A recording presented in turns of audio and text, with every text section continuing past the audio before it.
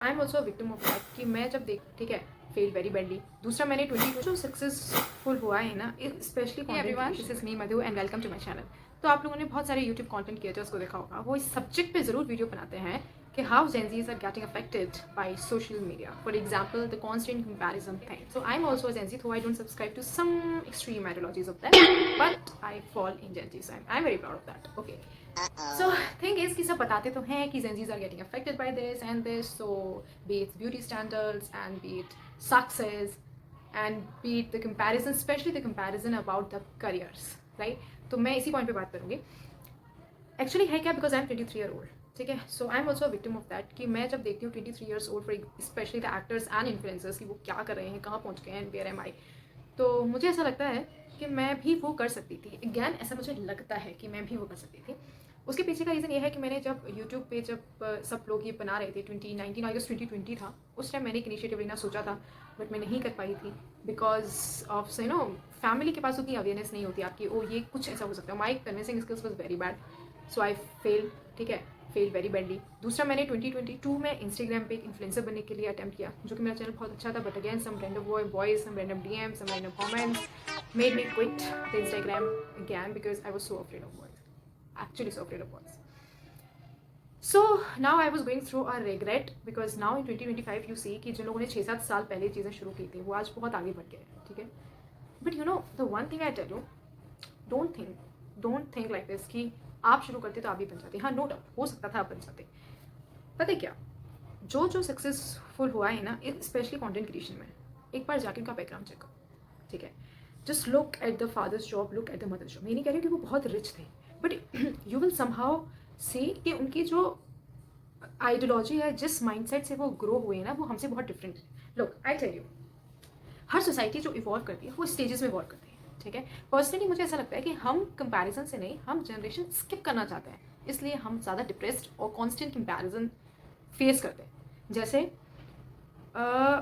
मैं हूँ, मेरे पेरेंट्स हैं, मेरी मम्मा 10th पास है, मेरे पापा ने शायद 12th किया है, पता नहीं, पर उनकी शायद 10th के बाद ही वो फौज में चले गए थे। तो बेसिकली आर्मी बैकग्राउंड से हूँ मैं, हम लोग गांव में रहा करते थे। तो माय फादर्स फिर उन्होंने वो एक्स सर्विसमैन बने, उसके बाद में फिर उन्होंने अपना एजेंसी वगैरह खोला, जो भी है, ठीक है।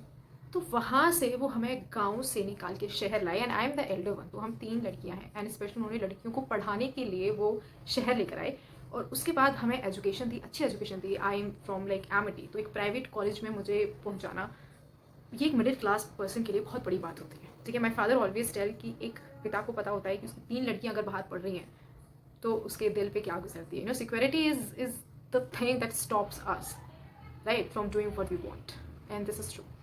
सो अगर मैं इस बैकग्राउंड को, आप किसी भी इन्फ्लुएंसर के बैकग्राउंड से चेक करिएगा, अगर उनकी मामा भी आपको जॉब में लग रही हैं, उनके पापा इंजीनियर हैं, इसका मतलब उन्होंने ग्रेजुएशन किया है, वो कॉलेज गए हैं, ठीक है। तो कॉलेज जाके जो उनका माइंडसेट होता है ना, स्पेशली उनका माइंडसेट ऐसा होता है कि ठीक है, हम वो इस चीज़ को समझते हैं, वो यूट्यूब हो गया, इंस्टाग्राम हो गया, इसका आगे क्या फील्ड हो सकता है, या बच्चों की क्रिएटिविटी है, तो उनकी जो अपब्रिंगिंग होती है वो स्टडीज़ ही नहीं होती, वो स्टडीज़ प्लस को करिकुलम एक्टिविटीज़ होती हैं। कोई इंसान है जो स्टेट लेवल का, आप देखोगे, हालांकि ऐसा नहीं है, उनकी फैमिली से भी अपोजिशन वो फेस करते हैं, मतलब काफ़ी इंटरव्यूज़ उन्होंने बताया है कि उनकी फैमिली को एक्सेप्टेड नहीं था। लेकिन यार, अपनी फैमिली के अगेंस्ट जाकर भी कोई काम करना ना, उसके लिए भी बहुत गट्स चाहिए होते हैं। I can not do that. मतलब अगर यूट्यूब पे if I am uploading any video, I have to take permission from my parents and this is not bad. I know how much they love me. अब ये मैं ऐसे सवाल नहीं उठाऊंगी, मेरे पेरेंट्स करने नहीं दे रहे हैं, ऐसा कुछ नहीं है। ये जनरेशन गैप है और हम जनरेशन स्किप करना चाहते हैं। तो अगर मेरे पेरेंट्स, मेरी मम्मा 10th पास है, मैं ग्रेजुएट हूँ और हो सकता है मेरी कहीं जॉब भी लग जाए, तो I can do that for my child, but I can not be that child. Are you getting it? So अगर इन्फ्लुएंसर किसी को बनना होगा, I can support my child, right, not my parents can support me.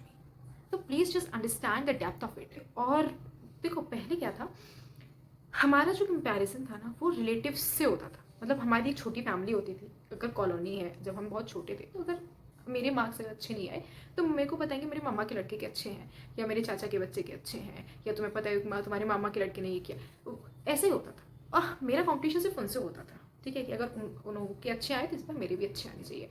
तो वो studies का ही था, ना ही तो हम कोई स्पोर्ट्स में थे, ना ही वो कोई स्पोर्ट्स में थे। तो स्पोर्ट्स तो हट ही है, तो 24 घंटे अगर हम कुछ कर रहे हैं तो सीरियल देख रहे हैं या फिर पढ़ रहे हैं, वही हमारी ज़िंदगी होती थी।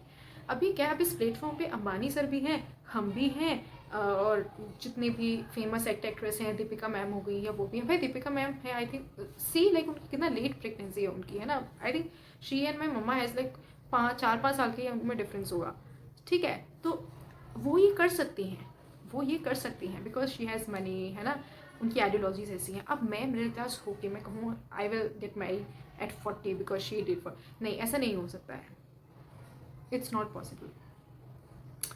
तो it's very important, except that, look at your family, do not listen to me, specially the opinion thing, do not. अगर किसी एक्ट्रेस का जो स्ट्रेस है वो कम होता है, गो फॉर द शॉपिंग, मुझे तो उल्टा स्ट्रेस हो जाएगा कि मैं शॉपिंग मेरे लिए स्ट्रेसफुल चीज़ है भाई। कल मैं अगर 5,000 रुपये खर्च कराऊँ तो मुझे सोचना पड़ेगा 5,000 रुपये खर्च हो गए, ठीक है। तो इस चीज़ में बिल्कुल नहीं पढ़ना है कि वो लोग ये कह रहे हैं, जानवी मैम ने तो ये कहा है या अनन्या, उनसे इन्फ्लुएंस होने की ज़रूरत नहीं है। वो रिच किड्स है, अगर उनके पास उनके घर में अगर नहीं बन रही है ना तो वो बाहर जाके रह सकते हैं, they can go for the vacations, you can not go for the vacations, ठीक है। So just take a step back and listen to your parents, listen to the family, just look at your surrounding, क्योंकि इस platform पे आपको सब तरह के बच्चे मिलते हैं। आप मुंबई जाएंगे तो मुंबई में बहुत, मतलब वो मुंबई थोड़ा बहुत वेस्टर्न की तरफ जाता है, और यहाँ बिहार जाएंगे तो वो बहुत नीचे रहता है, ठीक है। तो ये कॉन्ट्रास्ट है, लेकिन सोशल मीडिया इन कॉन्ट्रास्ट को नहीं देखती है, वो सब कुछ आपको एक ही थाली में परोस के देगी।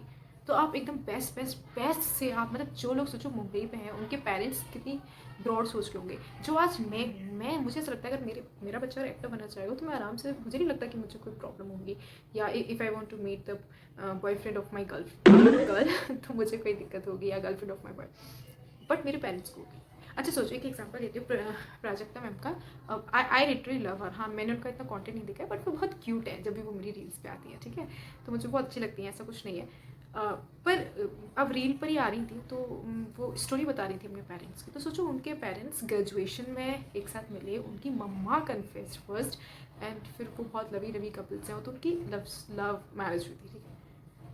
मेरे घर में शायद आज भी शायद ही लव मैरिज हो, ऑनेस्टली ऐसा नहीं है मेरे पापा मुझे मार डालेंगे, नहीं, ऐसे सोच के वो बिल्कुल नहीं है, समझाने में थोड़ा टाइम लगेगा, बट वो चीज़ शायद मेरे लिए अप्लाई हो। मेरे पापा ने कभी कॉलेज नहीं देखा, वो कभी नहीं है, और मिडिल क्लास फैमिली शायद यही है कि उनके पेरेंट्स को सिर्फ ये होता है कि पापा की जॉब लग गई थी, मम्मा अपने घर पे हैं, ठीक है। तो don't blame your parents, rationalize the thought of the social media and do not compare yourselves to anyone, literally anyone। अगर फिर भी कुछ है तो अपना सिबलिंग्स में ही एक दूसरे से बेटर करने की कोशिश करो, this will help you to be the better version of yourself। Okay, if you get something from it or if you want to say something, please just feel free to drop a comment there, and yeah, thank you for watching this, bye bye।